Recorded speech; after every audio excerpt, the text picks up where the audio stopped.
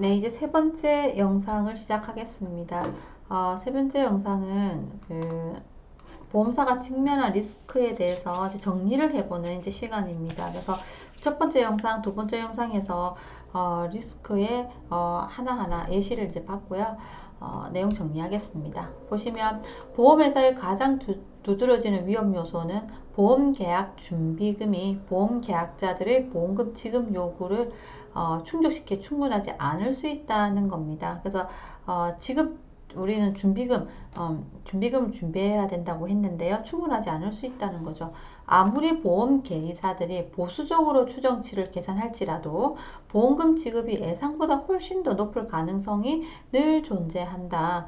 또한 보험회사는 그들의 투자 성과와 관련해서도 위험에 노출되는데 보험회사 대부분의 투자가 투자 회사채에 대해서 이루어진다고 되어 있습니다. 회사채.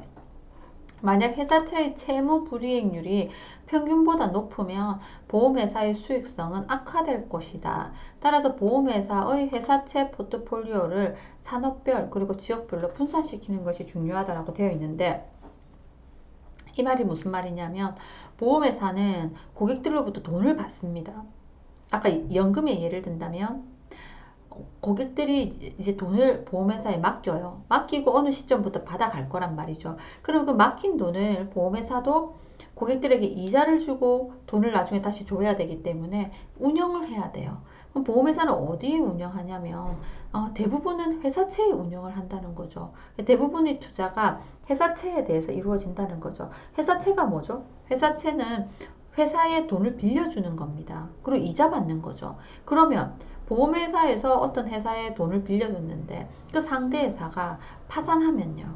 돈을 못 받거든요. 그래서 회사채의 채무 불이행이 평균보다 높다면 보험회사의 수익성은 악화된다. 그러니까 빌려주고 돈 못 받는다 얘기입니다. 그러면 보험회사의 수익성은 악화된다는 거죠. 그래서 보험회사는 회사채 포트폴리오를 분산해야 된다라는 게 이제 나오게 되는 거죠.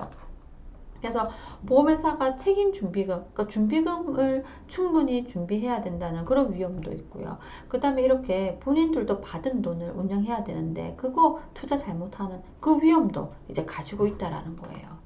예. 또한 보험회사는 투자와 관련된 유동성 위험을 또 모니터링 해야 됩니다. 현금으로 바꾸기 어려운 채권은 활발히 거래되는 공채보다 수익률이 높아요.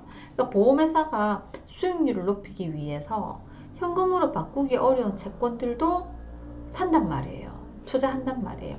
예를 들면 사모에서 구입한 사채 뭐 이런 겁니다. 저번 시간 사모가 뭔지도 배웠죠. 그래서 수익률을 높여야 됩니다. 왜냐하면 고객들한테 또 높은 수익률을 제공해야지 판매가 잘 되는 보험 상품들이 있기 때문에 높은 수익률을 주기 위해서 자기들도 높은 수익률을 창출해야 되거든요.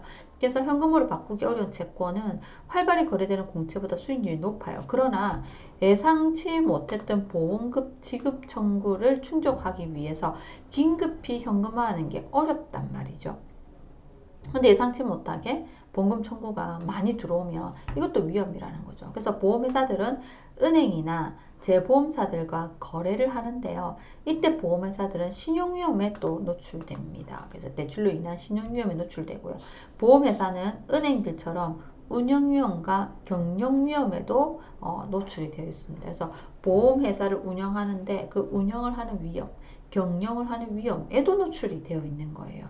그래서 보험사는 상당히 많은 위험을 가지고 있죠. 규제 당국들은 보험회사가 자신들이 노출되어 있는 위험을 고려하여 이에 대한 완충 역할을 할 수 있는 최소 요구 자본을 갖추기를 요구합니다. 그렇기 때문에 킥스라든지 또 이제 세계적으로 IFRS 17이라든지 이런 것들을 자꾸 요구하는 거예요. 은행과 마찬가지로 보험회사들은 경제적 자본을 계산하기 위한 자신들만의 절차를 발전시켜 왔습니다.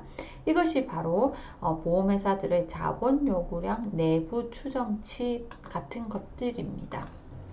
그래서 보험회사도 상당히 많은 리스크에 이제 노출이 되어 있죠. 그래서 다양하게 본다면 책임 준비금, 그러니까 보험 계약 준비금 이런 것들이 충분치 않을 리스크, 보험 계약 준비금이 충분치 않을 리스크 같은 것들, 그 다음에 투자한 회사채가 채무 불이행이 된다든지 만족하지 못할 수익률을 내는 그런 리스크라든지, 또 유동성 위험이 존재한다는 거죠.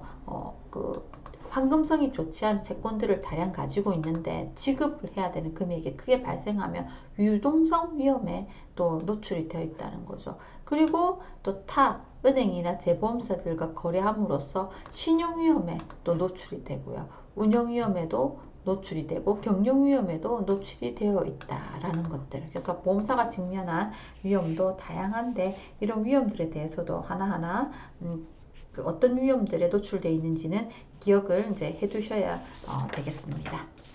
이렇게 이제 오늘은 보험사가 가지고 있는 그 위험에 대해서 이제 공부를 해봤습니다.